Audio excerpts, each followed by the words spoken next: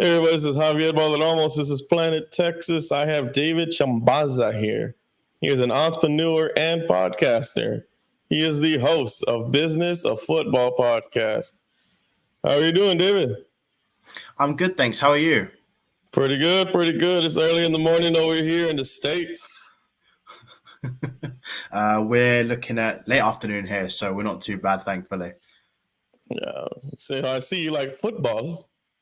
I love football. I mean, I know over your end you call it soccer, but you're wrong. Yes. I'm telling you that it's wrong.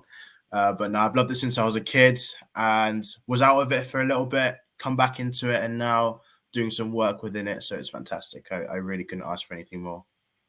Well, if it makes you feel better, I actually attend Austin FC because this is Texas. So, that's good. We get the people who don't want to play over there anymore. We got them. That's nice. That's good. So I wanted to start off and asking you, what inspired you to start studying international football business? For me, it was, like I said, I had that love for football when I was younger, but only playing the game until I was maybe 14, 15 years old. Then I went through a period where I fell out of love with the game a little bit because it became a bit intense when I was younger. You know, when it goes from that emphasis of it's not about fun, but you could actually make a bit of a career out of it. But I was never good enough to get to that next level, but that hurt. So for about 2 years in secondary school, that's what we call it over here, I didn't really engage in football as much. I'd still play games and stuff, but nothing too serious. And then it was only about a few months before I was meant to decide for university, which is post-16 study, what I wanted to do, that the course for international football business came up. And I realized that I like football. It's easy to study. It's easy to talk about. And it seems like quite an interesting course. So that was the catalyst to me joining that course. There was not really much deep thinking. I didn't think of having expectations of, or I might make a career out of this or a life out of this. But that really opened up so many doors that were really beneficial in the end.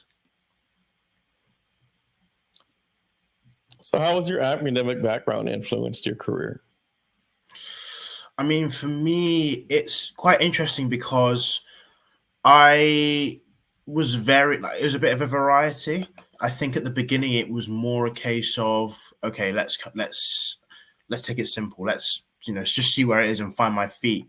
But I think because of the background that I've had, and that's helped me to at least have some sort of experience, it just meant that I was able to rely on that a little bit more, and that helped. So that was really important. That's awesome, actually. So what are some of the challenges that you were facing when you started your own social media firm? Because it is a firm, no matter. Yes, it is. The biggest challenge is the age difference. And what I mean by that is the people that I do business with are predominantly of an older generation. So naturally speaking, they understand that social media is quite important. Obviously, in today's digital age, it's so relevant to have a social media portfolio. And my generation, the generations below us, will have that in our life cycle in terms of how we do business, how we do work, how we do our careers. But the generation before that and before that as well, they didn't have that. There was not that emphasis on it. So being a young person and then selling it to them and telling them and explaining them that social media is so important because it can help you diversify a brand. It can help you become more recognized on the internet. And because the internet has the whole world access, really, it's a massive opportunity. And it's not just a place of, being a consumer and scrolling through things, but you can actually make the most out of it. And there's deliberate strategies that you can put in place to move forwards and progress yourself. So podcasting, for example, obviously we both do a podcast, and that's one of the ways to do it. Or doing talks, doing webinars, everything that people might do normally and not really think much of is actually content and an opportunity to be able to show more people and diversify your brand. It's free marketing. If you just have a social media page and you just post every single day, that is free marketing in some regard. But obviously there's ways you can do it. So getting that concept to people of an older generation can be quite a challenge. But I think when I work with them and they start to actually see that it has its benefits, then there's a lot more understanding, and then we can actually change and do a lot more opportunities with them, because now they understand that, oh, this is quite plausible. And a lot of the people that I'm working with as well are really accomplished. So they've gone through their careers. They're not at my stage where it's at the beginning. They've got all the credentials, everything. So all the expertise is there. And I'm trying to say, look, you can really help a lot of people as well, because I know I said about their own benefit, but also you help people, and that can be an inspiring thing to do. So that is really important. And that's been a challenge, but I'm still trying to get more people to understand that concept. Well, it is because like I personally remember we never had social media because like I'll tell you I'm in my late 30s, going Yeah. into 40s and so forth. I remember we didn't have like computers they weren't even anything really. Like if you wanted technology, you had like a flip phone. Yeah. And it was like these old Zach Morris phones. I don't know if you remember what Saved by the Bell. No, I think They had like that was this. before me. You're gonna have to Google it. Whether he's like Zach Morris had a giant cell phone, and he ordered Slater the hottest pepperoni pizza you could possibly make. And those phones were huge. Those are things that Yeah. you know, like social media is now it really has changed generations. Like it's a generational change kind of thing. The thing is, it brings so many people together. I think it maybe because we don't talk about it as much, it can actually be quite understated.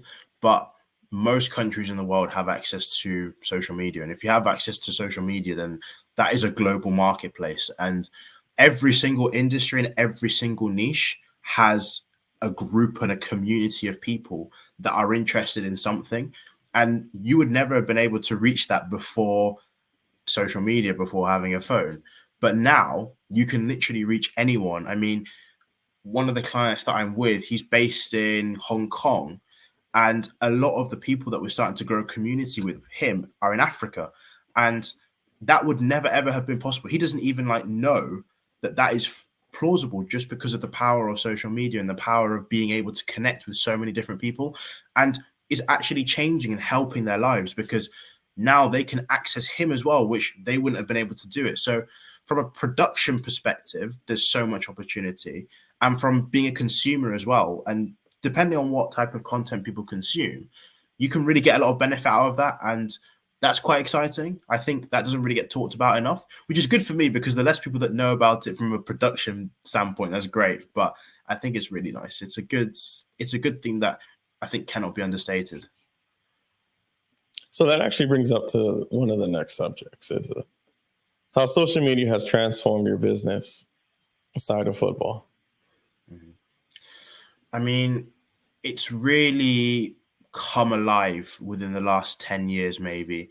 I was just young enough to remember just old enough to remember the Premier League before it really blew up on social media. And it was big, it was huge. And it had such a global fan base because there was television. And so obviously television's global or whatever. But what's happened is, because of the internet and because of social media, people are now getting access to the players and the people behind the scenes more than ever before. And it's creating so many different personalities that didn't exist. I mean, most football clubs, the way that they'll do it now is they'll have their players pretty much be marketing through their social medias. So no longer do they need to have their own TV channels. That was something that used to be quite common, was football clubs would have TV channels. So that was where you'd have to pay a subscription to subscribe to that TV channel, and then you could get some behind the scenes content, which again was quite commercialized and also quite regulated by the club. So it wasn't, okay, maybe it's not as personal now, but it was definitely not personal then. It was still only what the club could manage. What social media has done is these players have now created profiles, and you see the same with celebrities, you see the same with actors, whoever. They now have got their own personal profiles, and people feel like they can connect in a different way, because now that person has their own power to control what message they put out, what brand they affiliate themselves with, how they can put themselves out there on social media. If a football player wants to go out and do a live stream, they can, and they don't have to do it with their football club or with their business. They can just do it themselves and sit there and talk about whatever they want to do. Now, they might not have the time to do that, but there's the option. Whereas 10 years ago, they probably have to go through a football channel or a TV channel that's behind a paywall. And so it's just made that more accessible. And also because it's free and everyone can sign up and create a social media account for free, it means that anyone around the world can now connect with that personality where it's not just limited to a small section of people. So it's changed business, it's changed the personal side of things, and these people have become brands now more than ever. And I mean, it's only going a different, like the same way, because clubs are more engaging with it and the football industry is more engaging with it. And where I fit into that is trying to get now, let's say, club officials to get involved with that too. Well, that's now that we have like streaming services here in the States, we have like 1 million streaming services now. And now they all are trying to dip into sports. So we're actually getting Manchester City. We're actually getting the European football. Yeah. We're actually getting we're even getting like awkward sports. They're putting cricket on like a paywall here in the States. I would have never imagined, like, cricket's the kind of stuff that here in the States we would just like, we wouldn't even think twice about watching, but now you have to pay for it. Yeah. It's becoming really big. Yeah. And even in the UK. Well, a lot of people don't know that cricket is one of the most famous, biggest sports in all the world. But over here in America, we're all about football and basketball and baseball and hockey, and that's about it after that.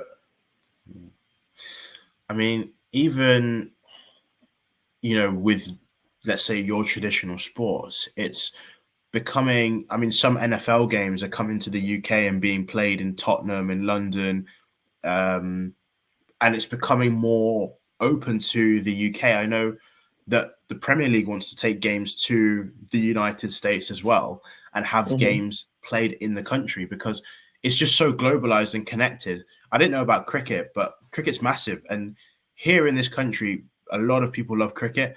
I don't. I hate it. But I know a lot of people who do. I actually know people that play cricket. It's kind of like, I'll sit there, watch them at the park play. And every once in a while, they will hit that ball and it's like they're playing baseball. You can't even find it. It'll end up in somebody's window. I mean, I hate cricket. But who would have thought that? I mean, who would have thought that something like that has become so big? And it's massive in India and Pakistan. I know those countries are huge on cricket. Here it's they love it. They love it over there. Yeah, it's their number one sport. But now they're bringing it over they've made it bigger in the UK. They're taking it to America, and they're doing all these shows and all these different streaming platforms so that everyone can access cricket and it can become as big as anything. One sport that I personally love that is becoming really globalized is Formula One. I don't know how familiar you are with Formula One racing, but we love Formula One. It's like yeah. Like here in Austin, we have the Austin Grand Prix every week. Like once a year, we'll have F1 here, and the entire city shuts down. Like it's a pain in the ass, really, for like the people that live here, because everybody shows up for the Grand Prix here in Austin.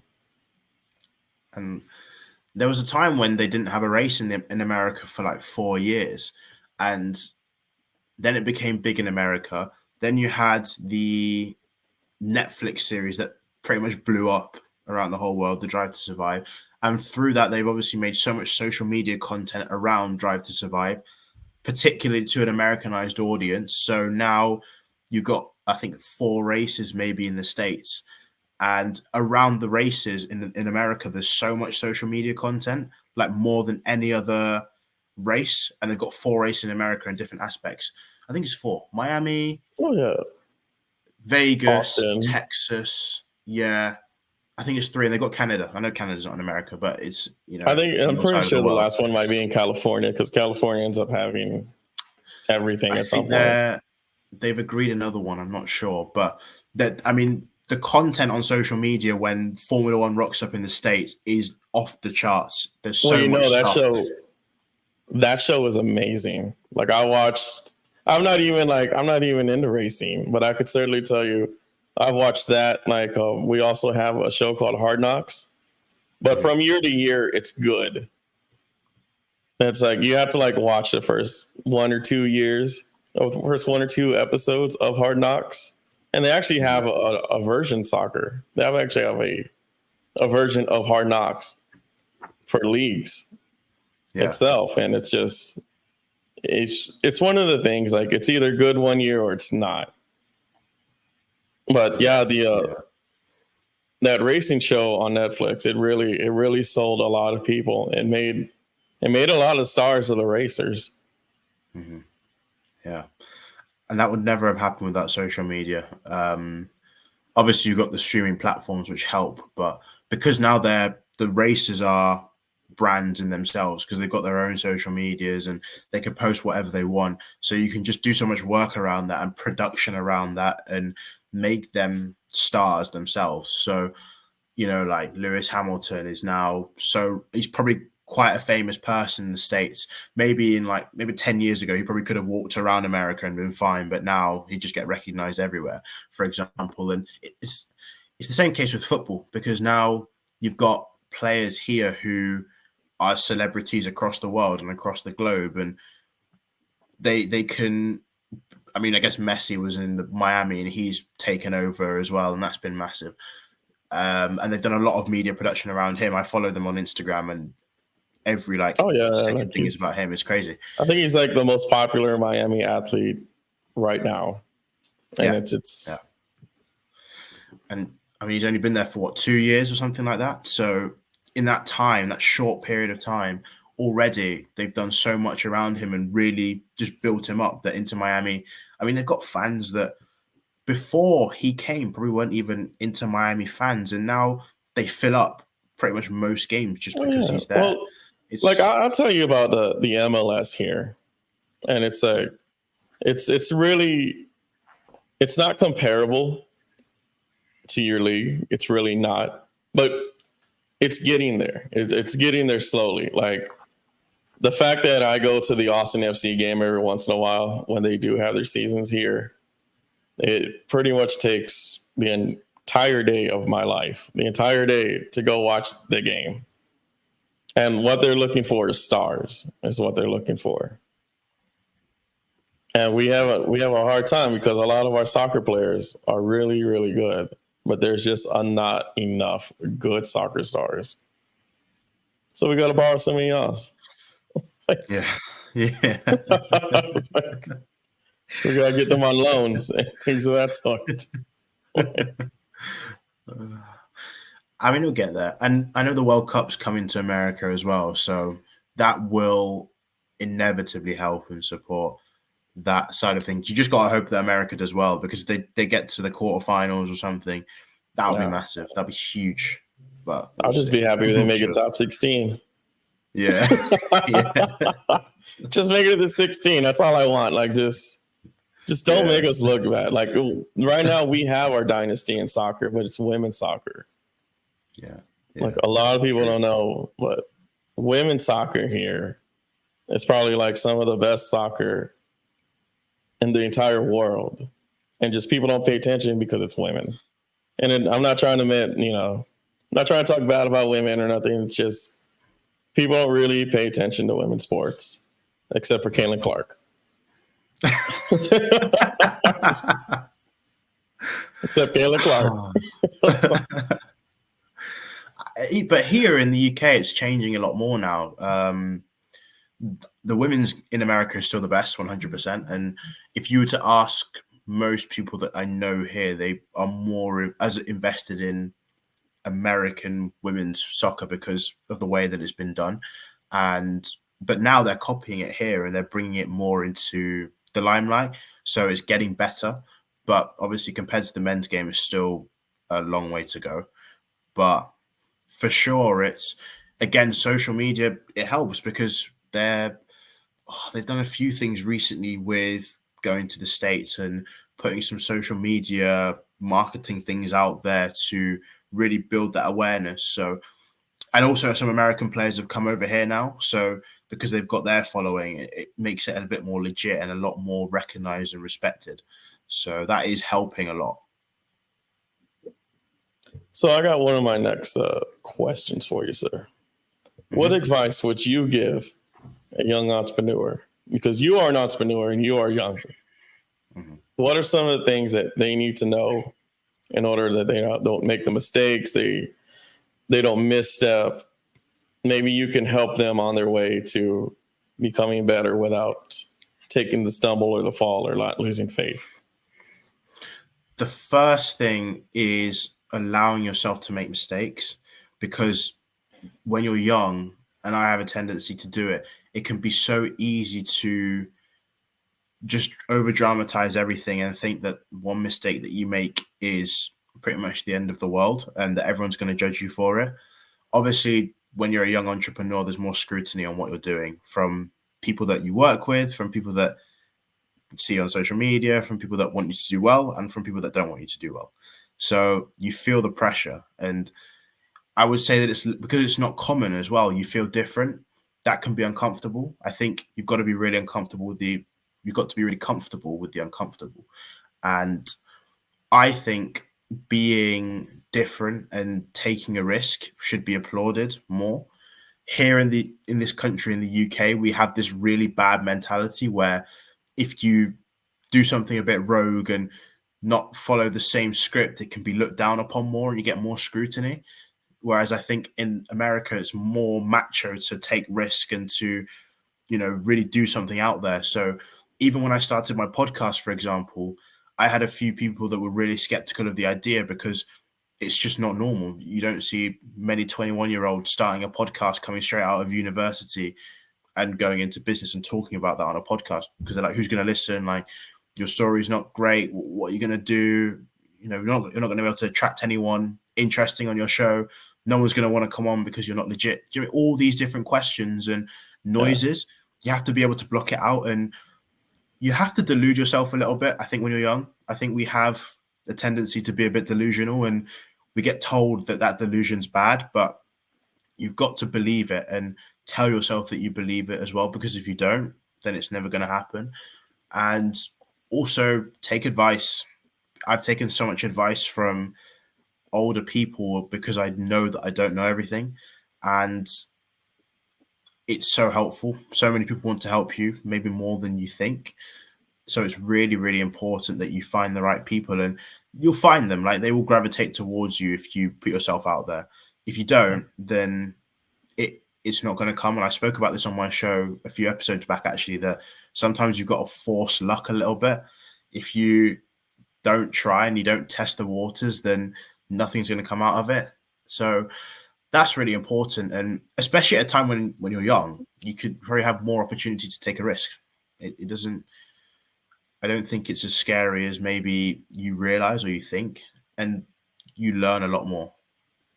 Yeah, I mean, like one of the things I tell people, because I've only been doing this for like two years or so. I tell them you gotta be bad before you're good. Yeah, that's one of the things I tell them, and it sounds corny, like I know, but one of the things I started when I did my podcast is I started with like a really cheap, like a super cheap speaker and a yeah. Bluetooth. Like, I had a really cheap microphone and a Bluetooth speaker, and I would Bluetooth the speaker to the mic, so when they talked, it actually went to the mic, so it sounded like those other people there.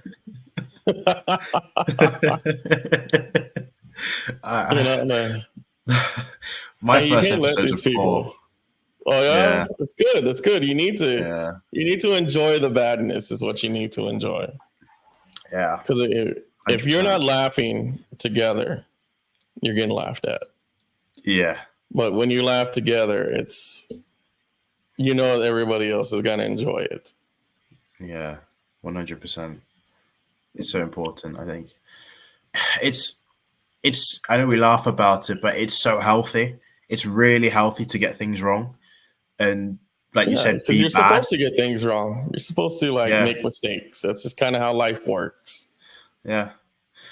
Because like you can always wait and think that, oh, you've got to be ready to do something, or you've got to be really prepared and overthink it and go, oh, I just wait for this thing to come. I wait till I'm a bit more developed. And that's great, of course, but there's nothing better than lived experience. And especially when I was making that decision myself, I thought I could wait. I could try and develop myself a little bit more, but the time is now. I'm not ready. And I will only learn as I go along. And that could be now, or that could be 2 or 3 or 4 or 5 years down the line when I would have wished I started it 5 years ago. And I like the feeling of not being ready for things. I think when I feel there's a little bit inside me that goes, I'm not sure, that's when I kind of take that action and go, right, now is the time to do it. Because if I don't do it and I just wait, then you can be waiting forever. And for me personally, that's scary because I don't like that thought process. And even if you're bad at the start, you can only be bad for a certain period of time. Unless you keep doing the same thing over and over and over again, you're going to get better.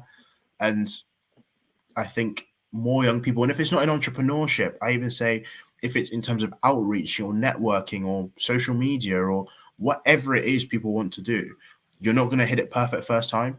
It's just not possible.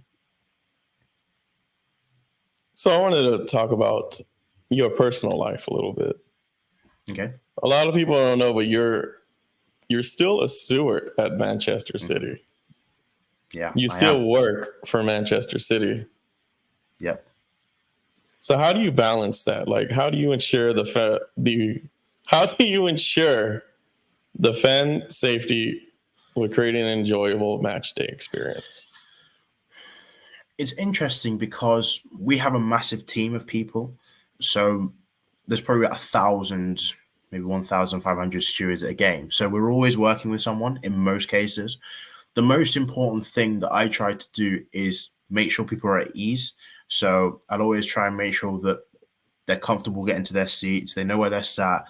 I always try to make sure and say to everyone that comes through the ground, if you have any questions, feel free to ask me, because they say it on the announcement, but I always try to make sure to say that myself, because then people actually know, okay, this guy will talk to me and give me some input if I have any questions or any concerns.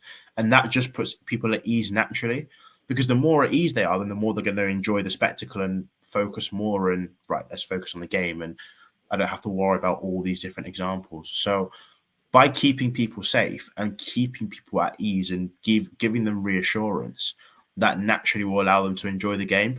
And a lot of people after the games will come up to me and be really nice and say, thank you for your time, thank you for your service, like, I had a good time. If people come for the first time, I will actually have a conversation with them about where have you come from, just a little bit of a, even if it's a 30-second conversation, to interact with them. And I love these conversations from where they've come from, and they're just marveling at the ground because they're like, I can't even believe that I'm here. I take the time to give them a little bit more to their experience, because you can imagine if you come for the first time to a game, and unfortunately I've had that in some scenarios where you've traveled far, it's your first time, and then the stewards aren't helping you, or you just feel like you're not really welcome and you can't really talk to them, or if you're trying to ask someone a question, they feel like it's a chore to talk to you. That can have a little bit of a downer on Yeah. your experience, of course. And I don't think that's right. I think we should always be encouraging people to be positive and also understand that some people it's their first time, or they just love coming to the games and they love the connectivity and connection. So I try to make sure that if anyone comes and speaks to me, I'll have a good conversation, regardless of whether I'm in a good mood or not in a good mood. I always make time for it. Unfortunately, I probably have had like one or two, especially at the beginning, where I was a bit more quiet and reserved because I didn't know what to do, or I wasn't very confident. So I probably didn't give as much as I could have done. But I always try to make sure every conversation, people feel that it's warm. It's a warm atmosphere, because Manchester City is a nice place to work, and most of the people there are really nice, and we take pride in that. And that's how people can enjoy the game and want to come back, not just for the football, but the actual Yeah. experience is important as well. Well, everything matters. That's what a lot of people don't know.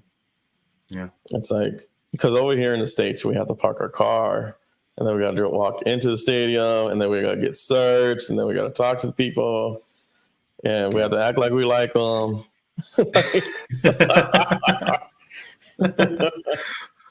Some of us do like them, some of us don't like them, but you just gotta like.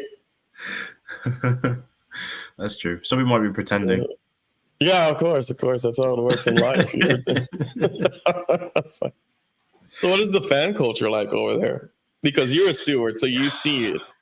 You see, like, other than like the videos that we see people fighting or being rowdy or throwing stuff, because that's the stuff that ends up on social media. But how is the actual fan culture over there?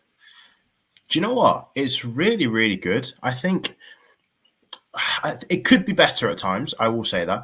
At times, maybe you might get a flat game and some people are not really up for it. But in most cases, most people that come to the game are pretty chill. They're pretty calm. I mean, I can only talk from City, from working in the stadium. But a lot of the times we will see the clips that you'll see on social media are very extreme cases, really extreme. And we do have to kick people out. We do have to eject people because it's just not safe. And you can't start throwing stuff across the, You just can't throw them on the field and it's things not of that great. sort. Yeah, it's horrible. But where I work in Manchester City is between the home and the away fans, and it's obviously a lot of toxicity and shouting and stuff. But in most cases, people are just joking with each other. That they don't.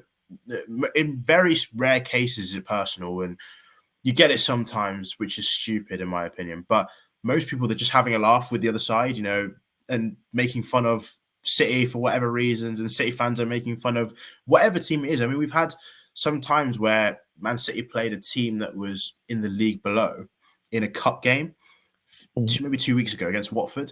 And so Watford were expected to lose. They went up to Manchester. It's quite a long trek, about 2 hours, 3 hours.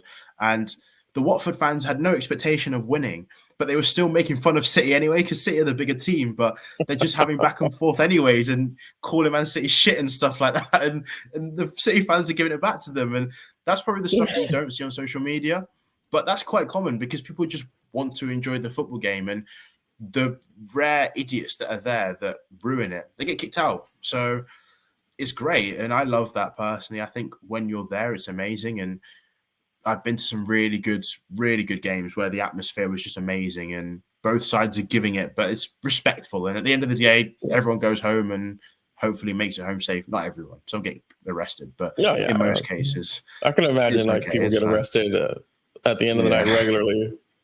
And it's called, so we call it going down swinging. That's what it's called. You go down swinging. Yeah. that is what it's called. So next time when those underdogs show up and they're just and they bring their fans. Yeah. 100%. So have you had any games where you're just kind of like, where you have like a group meeting or you go to the mustard room or so forth, and they're just like, hey, something could happen today. We need you to be careful. You need to up your game. Like, what do you do when they have these meetings and so forth, where they tell you, hey, you got to look out for today because of what's going on? Because you're in Europe and they have all kinds of craziness going on over there right now, which we don't. Yeah. Which we were to talk about that, it will get more political than what it is. And you don't have to, you don't want to. But when you have those games, like, exactly what are you told and how does it actually work? So before every single game, we get briefed, regardless of who the opposition is, on what the opponent's fans are going to be like, what our fans are expected to react like. And it's kind of different. Before Premier League games, because Premier League teams will come to every stadium every single year. So you start to get an understanding of what type of fans each club has. And it's kind of a similar demographic of fans that will go to away matches. So Arsenal will come this year. They've come to Manchester City. They'll come again next year, the year before. So there's intel. There's backlog of intel. So we know what they're going to be like. We know what our fans are likely to react to them because it's the same every single year, pretty much in most cases. So for those games, you still get briefed, and it's different categories because it depends on how the teams are doing as well. The more competitive games like Manchester United, Liverpool, we just have to look out for more, and we get a bit more in detail of this is what we'll look out for. There's probably going to be more animosity between the two sides of fans. There's going to be more likely of chanting, and we have to keep an eye on all these different aspects of it. The most difficult games are the Champions League games or the European games when we have different countries teams coming over to Manchester City, because there's less intel on what they're like traditionally. And in my experiences, that's where the most trouble has come from, because we don't see it all the time. And away fans are more intense from other countries, and I think they are in Europe, than they are in the UK. So we have a lot more to think about and to consider, because they're more challenging, they're more likely to get rowdy.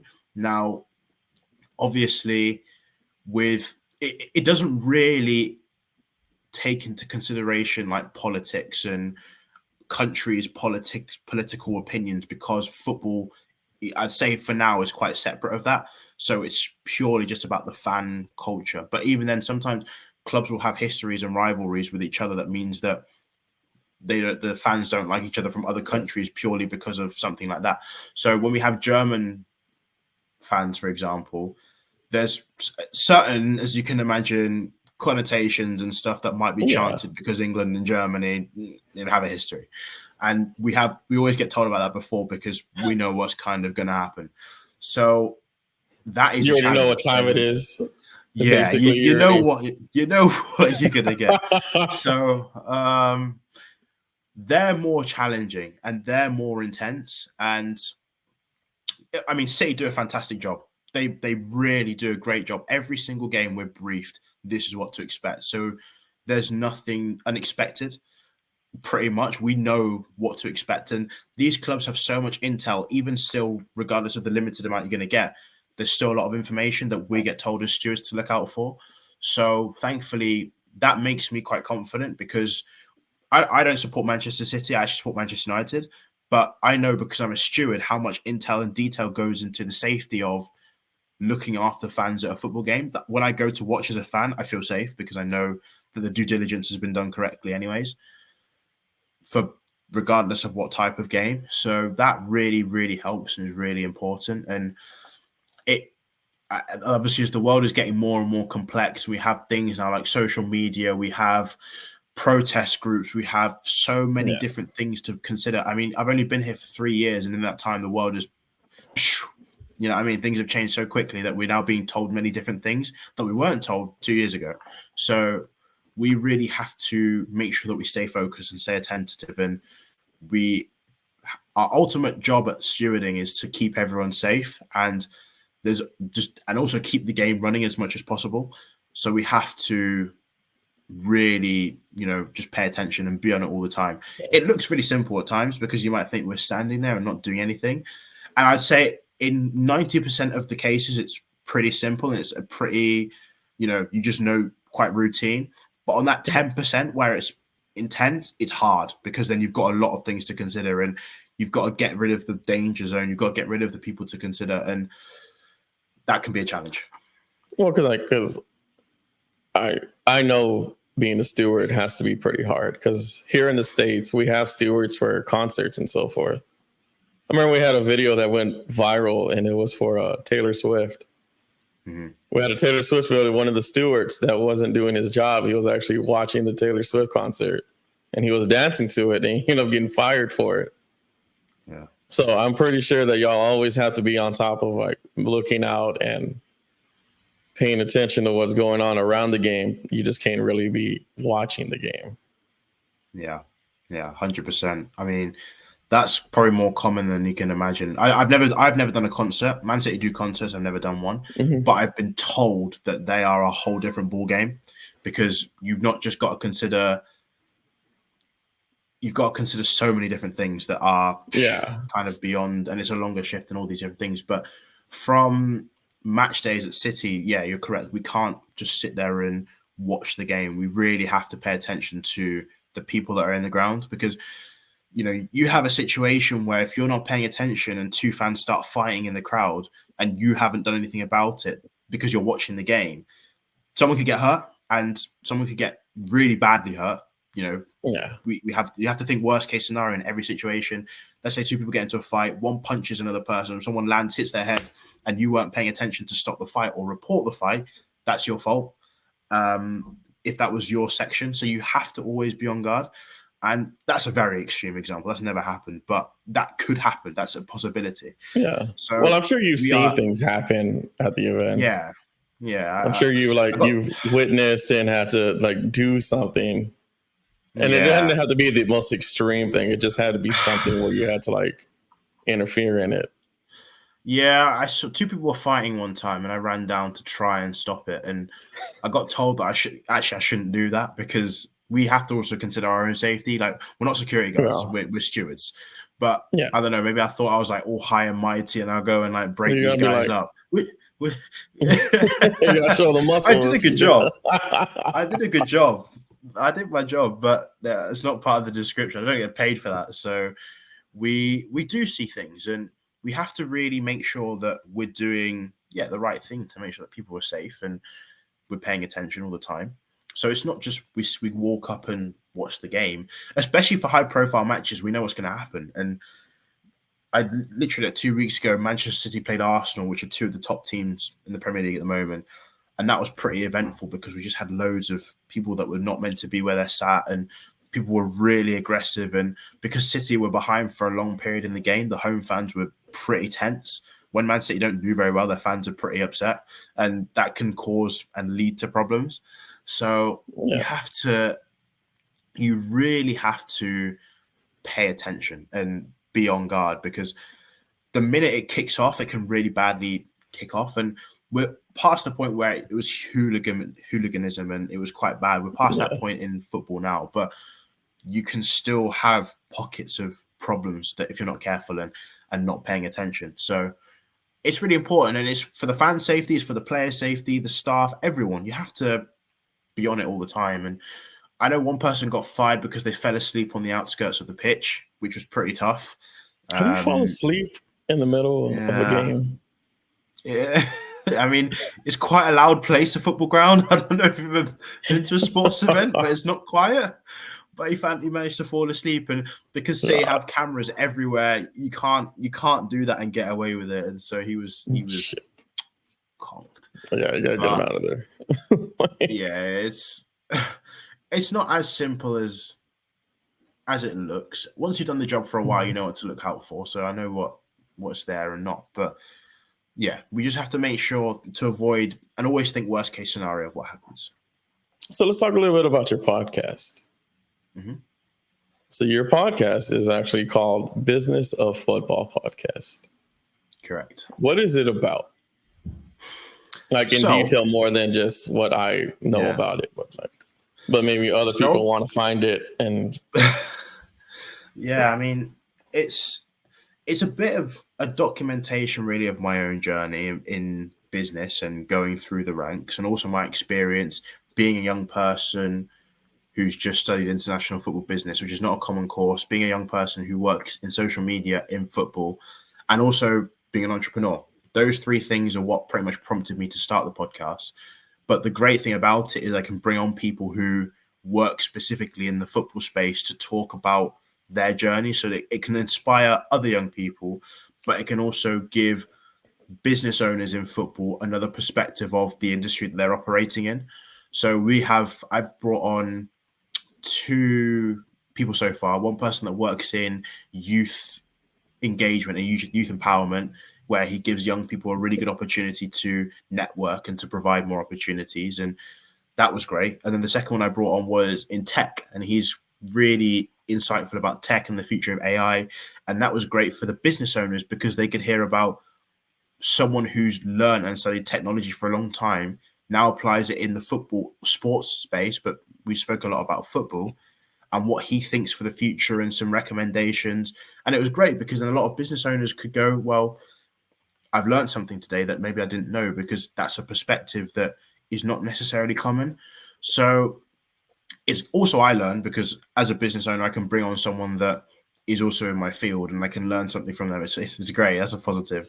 But the whole premise of it is to just get insights and information and learn a lot more lessons about the football industry. So that's really, really important. And I mean, it's really been good so far. And I've got more people that are going to come on that are in different areas of the football industry and the sports industry.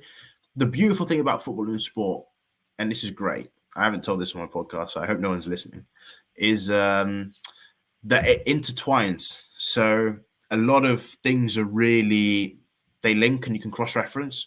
So some information from someone who does sports tech, for example, is really relevant to football, even though he doesn't actually work predominantly in football. So we're talking about things that are relevant and are really, really important. And I think that's great. I think that's always beneficial to a lot of people because then they can learn something, get an insight, and find value in what they're listening to. So that's why, really. And then I have one last question for you. Of course. So what is your future aspirations for your career and your podcast?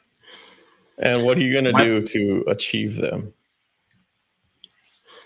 The podcast, I want it to become the go-to podcast for business owners in sport and in football to talk about their journey, build some sort of platform and portfolio.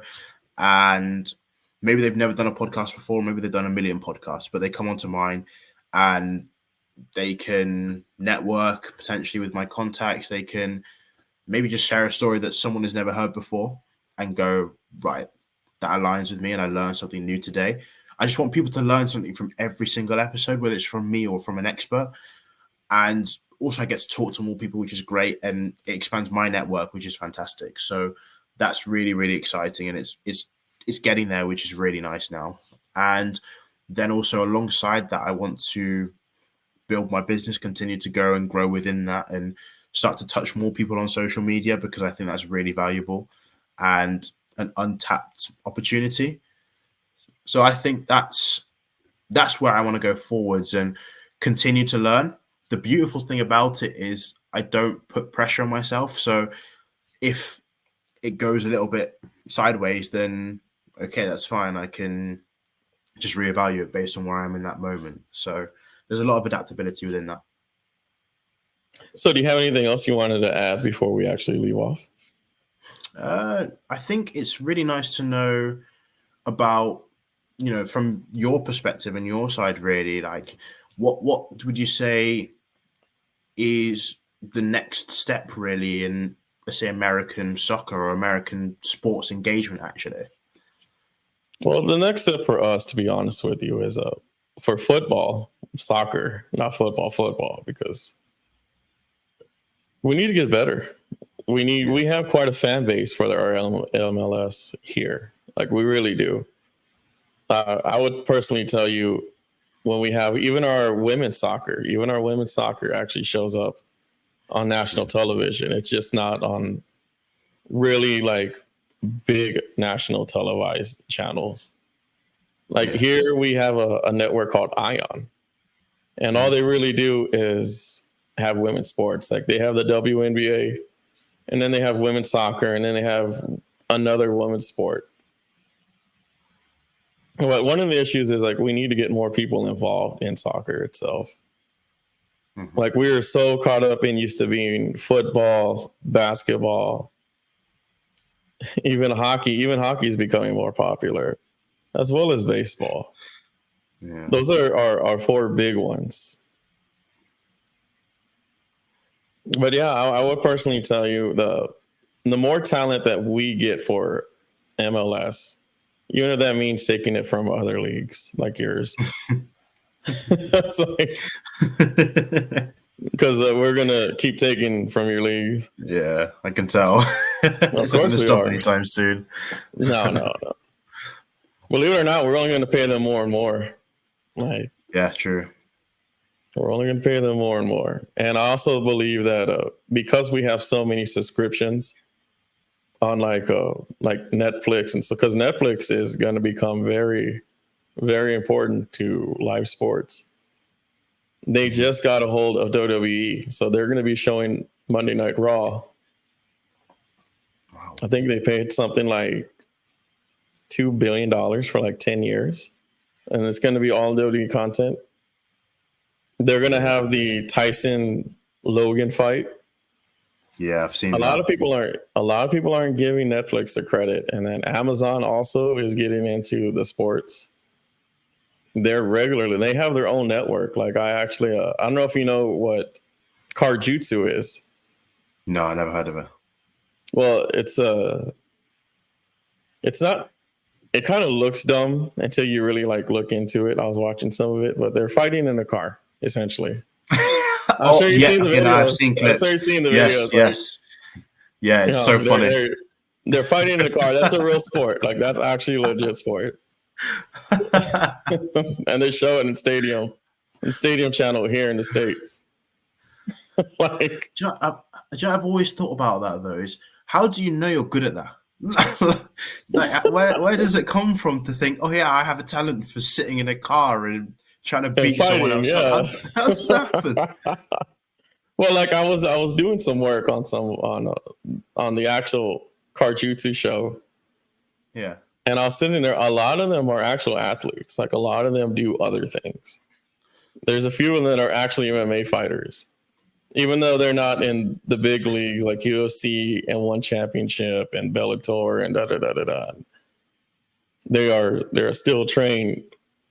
Like wait until you watch like the pillow fight interviews and so forth, because that's another sport that's like I talk about a lot of like crazy sports that people don't even want to bother with, but I'm somewhat fascinated watching people smash each other with pillows.